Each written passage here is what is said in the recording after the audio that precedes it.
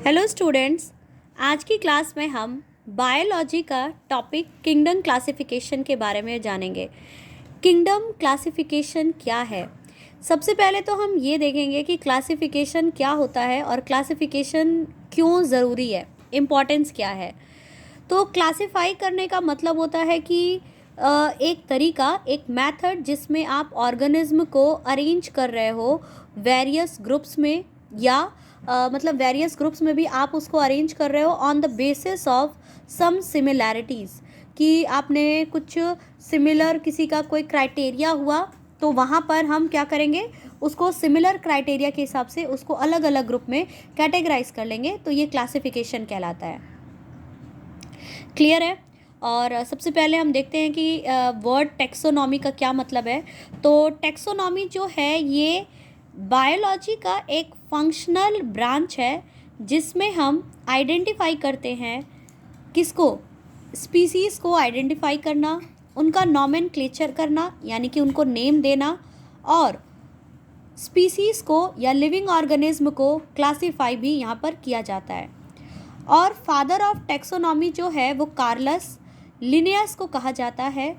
इसके बाद आप मुझे कमेंट सेक्शन में ज़रूर बताएं कि फादर ऑफ बायोलॉजी किसे कहते हैं।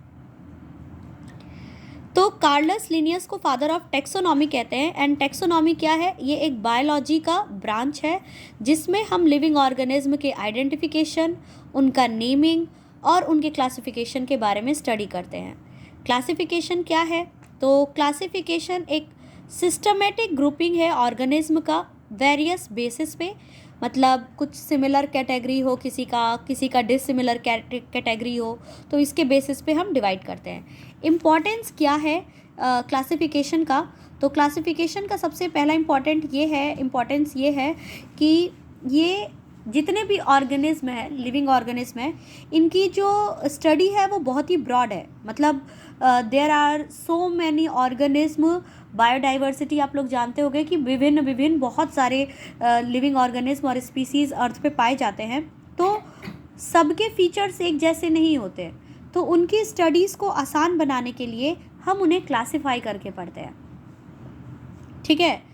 जैसे मान लीजिए कि अगर हमें ह्यूमन बीइंग के बारे में भी पढ़ना हो, तो ह्यूमन में भी हमें बॉडी के पार्ट्स पढ़ाए जाते हैं या कुछ भी, तो उसमें मेल अलग है, फीमेल अलग है, तो फिर हम उनके एक सिमिलर क्राइटेरिया के बेसिस पर उनको डिवाइड कर देते हैं, है ना। तो वैसे ही सारे ऑर्गेनिज्म का यही है। इसके अलावा जो क्लासिफिकेशन है वो एक हेल्प करता है हमें आइडेंटिफाई करने में कि करेक्ट डिज़ायरेबल प्लांट, या मतलब जो भी डिज़ायरेबल ऑर्गेनिज्म है जिसके बारे में हम सारी जानकारी इकट्ठा करना चाहते हैं उसके बारे में। इसके अलावा हमारा जो आता है